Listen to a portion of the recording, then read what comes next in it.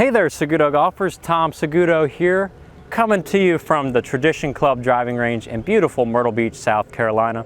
And today we're talking about something that's rather revolutionary. It goes probably against the grain of what you've been told, but getting the hands lower at the top of the backswing might be the best kept secret for you when you go out and play golf your next round. If you can lower your hands by 3 inches at the top of your backswing, you'll pick up 30 more yards and be a ton more consistent. Let's look at why that is.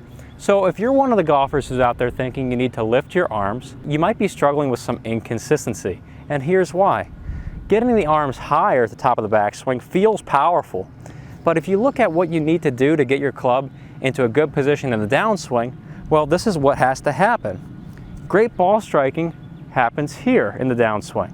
The club head behind the hands. If you don't get your club head behind the hands, let's say the club gets more out over in front of you here, it's out in front of the hands, it goes down and across.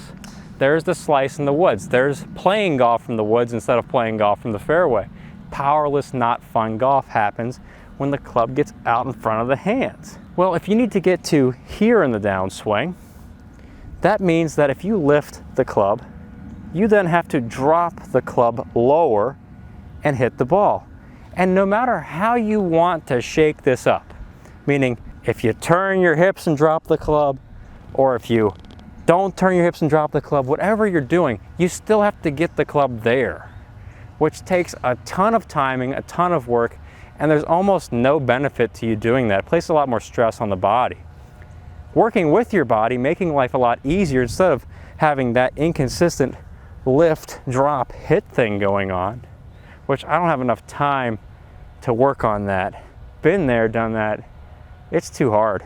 If you think about taking your hands from up here and going 3 inches lower, or if you're here, go 3 inches lower, you're gonna see more distance the lower you go, assuming you keep your body's tilt to the ground. And this is a huge key.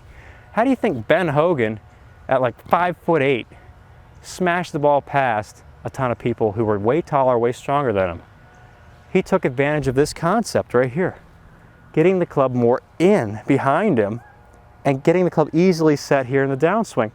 The less work you got to do here, the more you can focus on hitting the ball hard the right way.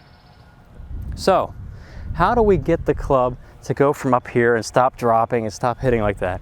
You've got to focus on changing the path of the club. This will change how you feel the golf swing, but once you start hitting the ball and seeing the ball rocket off the face way down range, you're never going to go back to lifting your arms. Just place a stick right here, tilted angle. If you're a lifter and you're used to taking the club, straight back up the line and lifting, and then you got to drop and hit, well, we're not looping this time. We're not doing that. You're just going to swing under the stick and then keep it under the stick on the way down. Now what I'm going to do is make a swing just not touching the stick, and it feels crazy if you've never done this before. It feels really low, and it felt crazy for me too when I started working on this, because I was also way up here with my elbow flying away, arms very high, and then the downswing you started this way. That's a lot of dropping.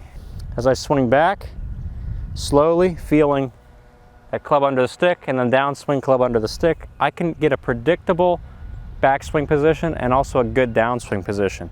This stick feels very intimidating, by the way, and you should imagine that it's got electricity in it so that if you touch it, you get shocked. Oh shoot, that hurts. That was a much lower hands backswing. Now for somebody like me who's used to getting the club lower and around, I really don't need to work on getting the club more low and around. There's a range you need to be in, and that range happens to be where the lead arm is on the shoulder line, slightly under the shoulder line. So if I go too low, I get in trouble, and you would get in trouble too. The whole idea here is going 3 inches lower. Bonus points if you're a high lifter and you go 5 to 7 inches lower to where it needs to be. Big bonus points. You will see huge returns with much more distance, much more consistency, just by getting those hands lower. And the sound is incredible off the club. It's that sound of why we play golf.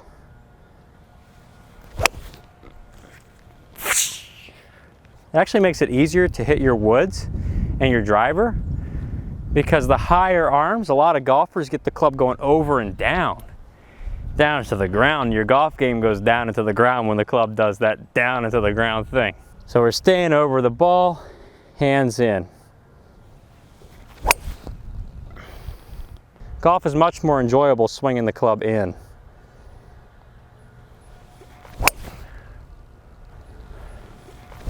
Solid strike. Effortless power.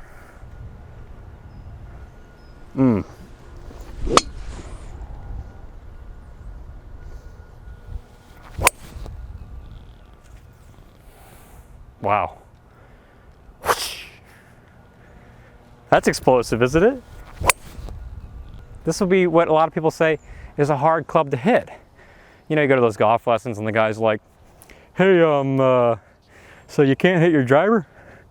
But I got an idea.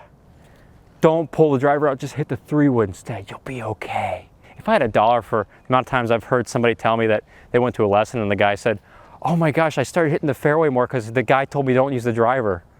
That's the dumbest thing I've ever heard. If you can't hit the driver, change the swing so you can hit the driver.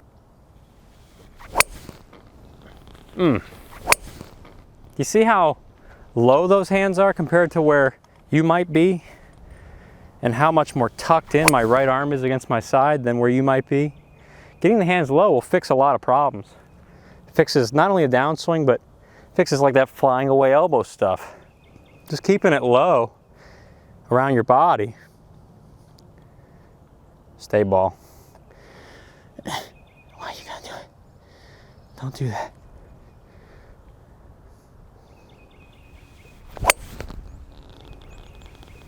Wow. That's on a string. That's like therapy right there. That's good therapy. Golf therapy.